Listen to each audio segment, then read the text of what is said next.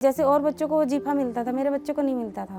मैं देखती थी कि मतलब वजीफ़े के बारे में मैं कुछ कह भी नहीं सकती थी। घंटों लाइन में खड़े रहूँ तो फिर ऐसे ही मतलब कागज़ उठा के फेंक दें, बोले नहीं पिता का हो तो लाओ। रोना आ जाता था, रो के बस वापस आ जाती थी, क्या करती थी।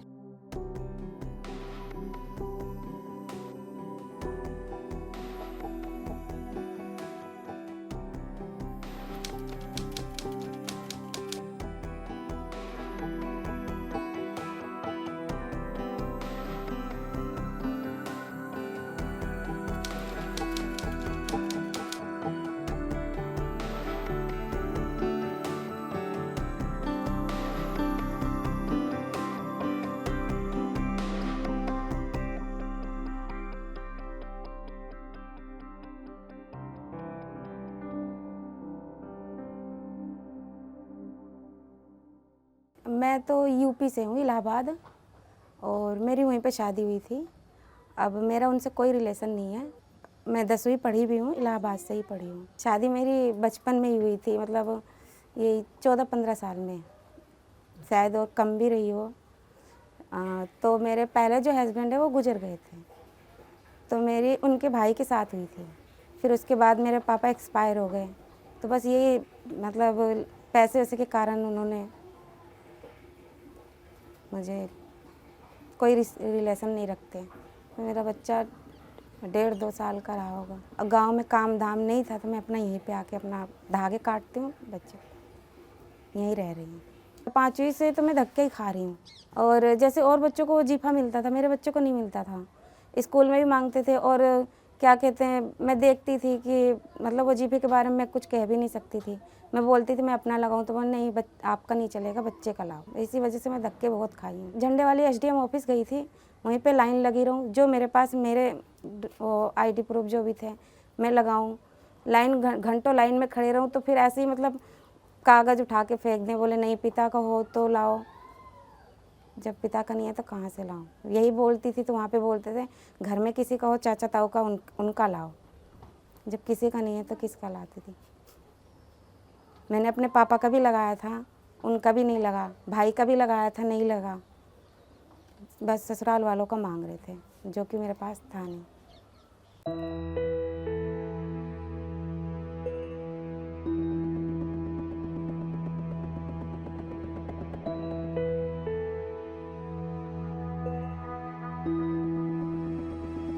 मैं पहले काम भी करती थी, अब तो लॉकडाउन की वजह से काम नहीं आ रहा है। ये जैसे जीन्स पैंट में धागे होते हैं, उनके धागे काटते हैं। पहले तो 7 था, सैलरी पे करते थे, लेकिन लॉकडाउन की वजह से कोई सैलरी पे नहीं रखता, सिर्फ धागे काटते हैं, 1 रुपये पीस। कभी 50 आ जाते हैं, कभी 75, ऐसे। कभी ज़्यादा माल आ गया तो 100 भी। मैं कई बार काम सोमवार को छुट्टी रहे तो सोमवार को भाग के जाती थी, काम नहीं कर पाती थी। फिर वापस आ जाती थी, घर पे ही रहती थी। मन में ही सोचती थी, कह तो किसी से नहीं पाती थी। रोना आ जाता था, रो के बस वापस आ जाती थी, क्या करती थी। फिर दोबारा जाती थी, शायद बन जाए, लेकिन कुछ नहीं होता था।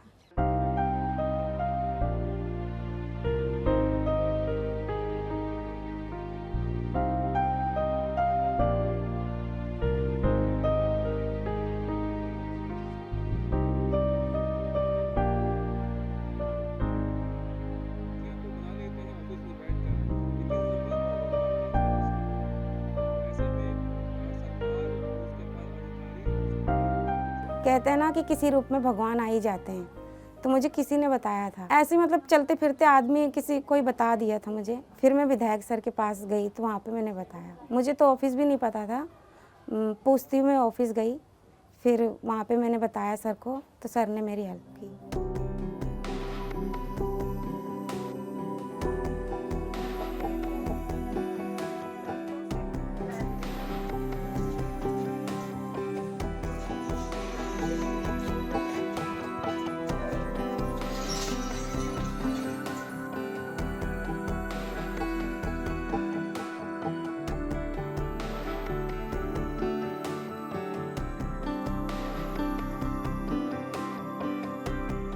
सर ने अपने हाथों से मुझे सर्टिफिकेट दिया।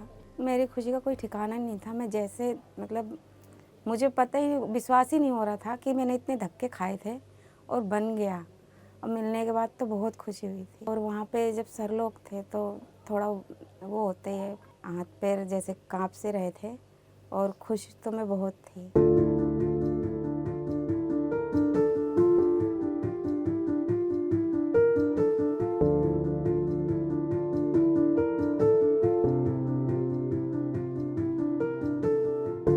मुझे अच्छा लगा और मुझे अच्छा भी लगा और खुशी भी हुई कि जैसे मैं धक्के खाई हूँ, और भी औरतें हैं, बच्चे हैं, उनको भी मिलेगा, वो खुशी होंगी, वो भी धक्के नहीं खाएँगी, काम छोड़ के नहीं जाना पड़ेगा। मुझे इस बात से भी ज़्यादा खुशी है।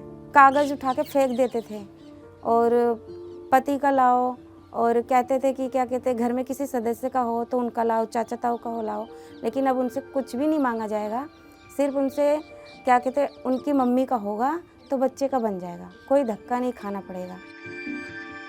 मुझे ज़्यादा संस्कृत पसंद थी, थोड़ी इंग्लिश भी बोल लेती थी, अब भूल गई। बहुत सारी टेंशन के आगे पढ़ाई में तो कुछ हो नहीं रहा। मैं तो चाहती हूँ अभी तो फ़िलहाल पढ़ ही ले और बाकी उसकी मर्ज़ी, जो वो बनना चाहे।